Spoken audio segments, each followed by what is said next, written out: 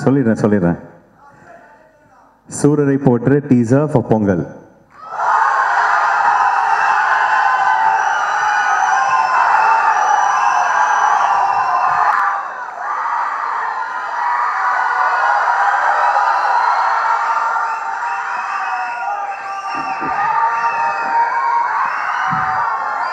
விழாவுக்கு வந்திருக்கும் அனைவருக்கும் நன்றி.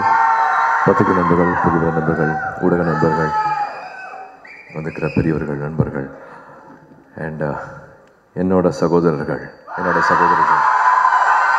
உங்களோட அன்பு தான் எல்லாத்தையுமே நடத்திட்டு இருக்கு. இந்த அன்புக்கு ரொம்ப ரொம்ப நன்றி.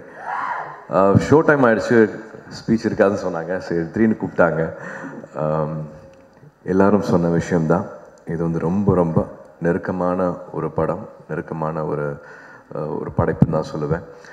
எங்கள் வீட்டில் வந்து மூத்தவர்னு சொன்னால் அது ராஜ்மாமா தான். ஸோ ராஜ்மாமாலேருந்து, கார்த்திலேருந்து, ஜோலேருந்து, சூரஜ், அத்தனை பேருமே சேர்ந்த ஒரு படம். இது 2.5 வருஷத்துக்கு முன்னாடி வந்து ஒரு டைனிங் டேபிளில் ஒரு சின்னதாக ஒரு ஐடியாவாக சூரஜ் பேசினதை எனக்கு இன்னும் ஞாபகம் இருக்குது. ஏன்னா பேரல் மைண்ட்ஸும் 2Dயும் வந்து கிட்டத்தட்ட ஒன்றா பிறந்த குழந்தைங்க நான் சொல்லுவேன். ஒரு 5 வருஷத்துக்கு முன்னாடி ரெண்டுமே வந்து ஒன்றா, அங்கே பாம்பேயில் அது பிறந்துச்சு, இங்கே சென்னையில் பிறந்துச்சு. ஸோ பேரல் மைண்ட்ஸ் இப்போது ஒரு படத்தை எப்படி பண்ணியிருக்குன்னு நினைக்கும் போது ரொம்ப சந்தோஷப்படுறேன். எப்படி வந்து ஒரு வீட்டில் அம்மா எப்படியோ அப்பா எப்படியோ அது மாதிரி அக்கா இருந்தால் என்னென்ன விஷயங்கள் நடக்கும் அப்படிங்கிறதுக்கு வந்து ஜோ மறுபடியும் ஒரு பெரிய உதாரணம். ஸோ இந்த படம் வந்து ரொம்ப அழகாக வர்றதுக்கு கார்த்தியோட that leap of faith, that leap of hope சொல்லுவாங்க இல்லையா, அது ரொம்ப பிடிக்கும். ஒரு சின்ன ஒரு கரு என்ன அழகாக இப்படி மாறி இருக்குது அப்படின்னு பார்க்கும்போது வந்து ரொம்ப ஆச்சரியமாக இருக்குது. அஃப்கோர்ஸ் ஜோ, கார்த்தி 2 பேருமே சுப்பீரியர் ஆக்டர்ஸ். அவங்க 2 பேர்த்தையும் ஒன்றா ஸ்க்ரீனில் பார்க்குறக்கு நான் வந்து காத்துட்ருக்கேன். நான் கிளிசரின் இல்லாமல் அழுவாங்க, அதனால் இன்னும் முடியவே இல்லை. 22 வருஷம் ஆச்சு. ஏதோ நந்தால மட்டும் வந்துச்சு, அதுக்கப்புறமா அது சாதாரண விஷயம் கிடையாது. But that's what they do for the art. ஒரு ஆக்டர்ஸாக அவங்க அது கொடுக்க முடியுது. கைதியில் கூட அந்த 2 சீன் வந்து அப்படி நம்மளை கனெக்ட் பண்ணுச்சு. அதே மாதிரி தான் இந்த படத்துலையும் வந்து ஒரு முதல் நாள்லேருந்து வந்து இந்த படத்தை பற்றி நான் பாசிட்டிவ் டாக் மட்டுமே தான் நான் கேட்டுகிட்டே இருந்திருக்கேன்.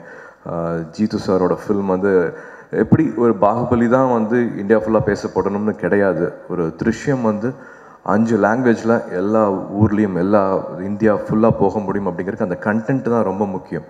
ஸோ அப்படி ஒரு கண்டென்ட் கொடுக்குறவர் வந்து ஜீத்து சார். இந்த ஃபில்ம் வந்து அப்படி பண்ணிக்கிறார் அப்படின்னு இழைச்சி எல்லாருமே பேசிட்டே இருந்திருக்காங்க.